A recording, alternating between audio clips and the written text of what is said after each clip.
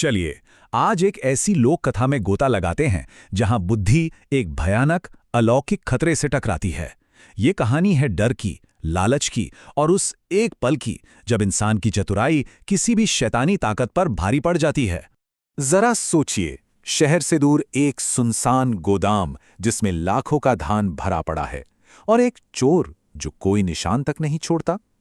चलिए आज इस रहस्य की एक एक परत को खोलते हैं।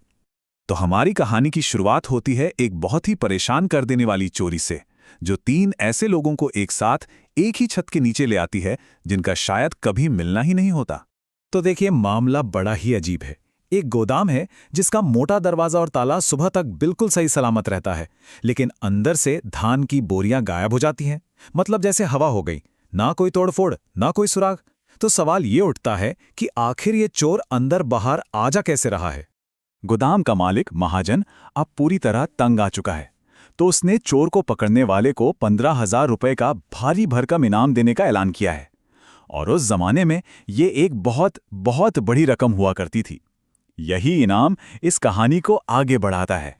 अब मिलते हैं उन 3 लोगों से जो उस रात गोदाम में पहरा देने की हिम्मत करते हैं।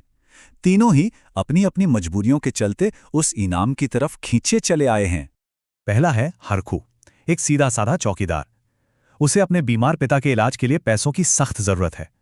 उसके लिए यह सिर्फ इनाम नहीं, ये तो जैसे जिंदगी और मौत का सवाल है। दूसरा है हीरा, एक पिता जो अपने बेटे की आंखों में एक बड़ा सपना देखता है, क्रिकेटर बनने का।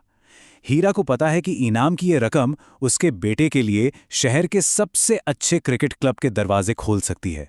जैसे जैसे रात गहराती है ना, ये रहस्य एक बहुत ही भयानक मोड़ ले लेता है और ये पहरा जिंदगी और मौत की लड़ाई में बदल जाता है। गोदाम की उस गहरी खामोशी को अचानक एक आवाज तोड़ती है। टिन की छत पर एक अजीब खरोच की आवाज, जैसे कोई भारी जानवर अपने पंजों से छत को कुरेद रहा हो। ये खतरे का पहला इशारा था जिसने तीनों को एकदम चौकन्ना कर दिया। कुछ देर बाद हरखू बाहर देखने के लिए अपना भाला लेकर अंधेरे में चला जाता है। अब जरा यहां गौर कीजिए, जब कुछ मिनट बाद हरखू वापस आता है तो हीरा को कुछ बहुत अजीब लगता है। एक तो उसका भाला गायब था और दूसरा, बाहर की गीली जमीन के बावजूद उसके पैरों पर कीचड़ का एक दाग तक नहीं था। भला ये कैसे हो सकता है? और ठीक उसी पल जब ये नकली हरखू अंदर चुपचाप बैठा था, बाहर से असली हरखू के चीखने की आवाज आती है। वो पागलों की तरह दरवाजा पीट रहा था, अंदर आने के लिए गिड़गिड़ा रहा था। अब हीरा और फकीरा की तो हालत खराब हो गई। उनकी सांसें जैसे अटक गईं। अगर असली हरखू मदद के लिए बाहर चिल्ला रहा है तो उनके साथ अंदर खामोशी से ये कौन बैठा है? और तभी अंदर बैठे उस धोखेबाज ने अपना सिर ऊपर उठाया। उसकी आंखें वो इंसानी नहीं थीं, वो पूरी तरह से सफेद थीं और अंधेरे में शीशे की तरह चमक रही थीं। अब इसमें कोई शक नहीं था कि उनका सामना किसी शैतानी ताकत से हो रहा था। अब सोचिए, दरवाजे के दोनों तरफ मौत खड़ी है। ऐसे में एक आदमी, हीरा, डर के आगे झुकने से मना कर देता है। वो घबराने के बजाय अपने दिमाग का इस्तेमाल करके एक कमाल की योजना बनाता है। हीरा का प्लान शानदार था।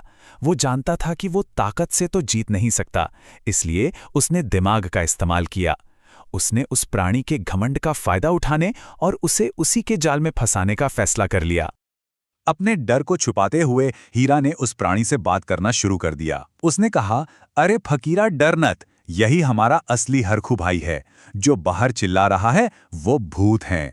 और वो शैतान इन इंसानों की बेवकूफ़ी पर मन ही मन हंसते हुए हीरा की बातों में आ गया। तो चलिए अब देखते हैं कि बुद्धि और डर की इस लड़ाई का अंजाम क्या होता है जब हीरा की योजना को अमल में लाया जाता है।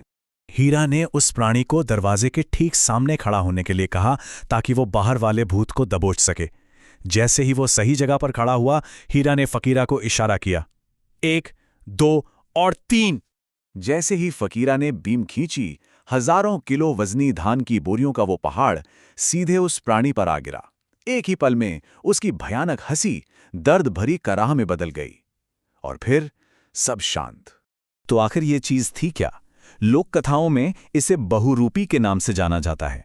एक ऐसा प्राणी जो किसी का भी रूप धारण कर सकता है और यही वजह थी कि वो दरवाज़ा बंद होने के बावजूद आसानी से अंदर बाहर आ जा सकता था।